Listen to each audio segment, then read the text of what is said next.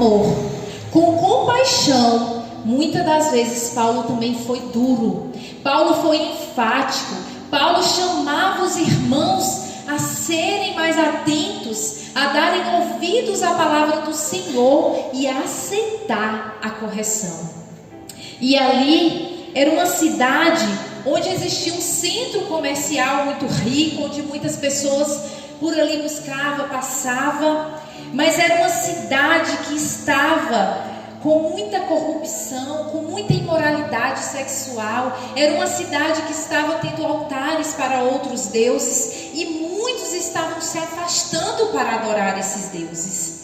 Então, ali existia essa adoração, essa cultura religiosa. Havia templos, santuários, e muitos falsos profetas se aproximaram daquele povo.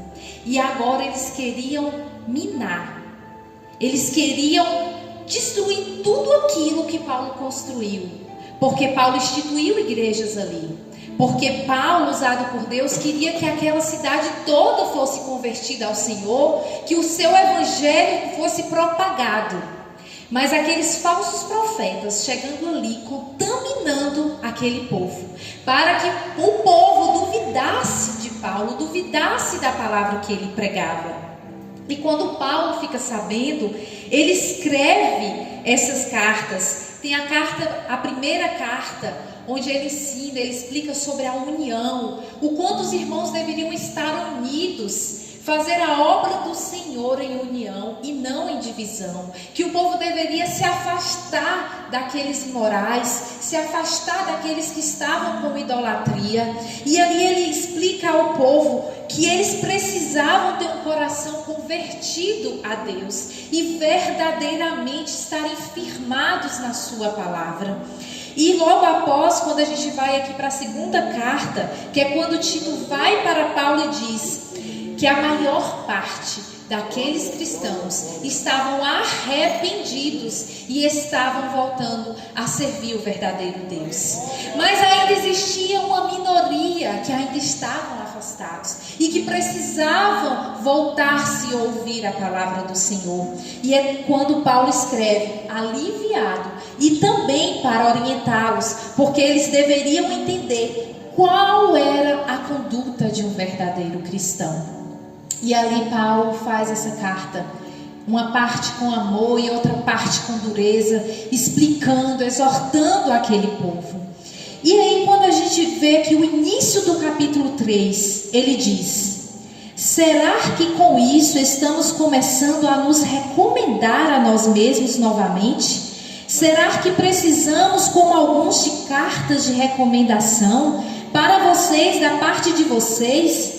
Vocês mesmos são a nossa carta, escrita em nosso coração, conhecida e lida por todos. Vocês demonstram que são uma carta de Cristo, resultado do nosso ministério, escrita não com tinta, mas com o Espírito de Deus vivo, não em tábuas de pedras, mas em tábuas de corações humanos. Aqui, Paulo não estava dizendo que era necessário carta de recomendação. Pelo contrário, Paulo usava as cartas de recomendação.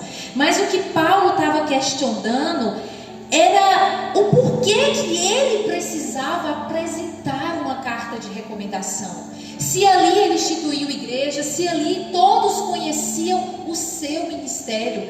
E ele dizia: como tais irmãos não reconhecem o seu testemunho e a eficácia do seu ministério?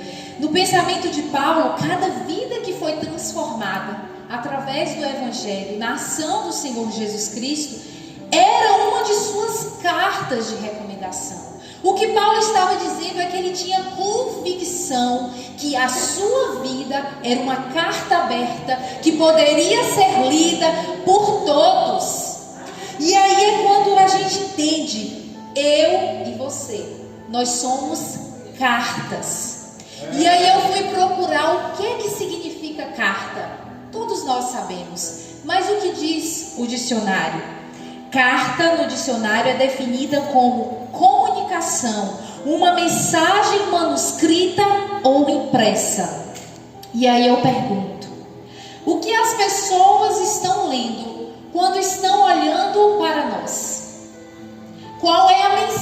dificuldade que eu e você está passando como servos de Deus, como cristão.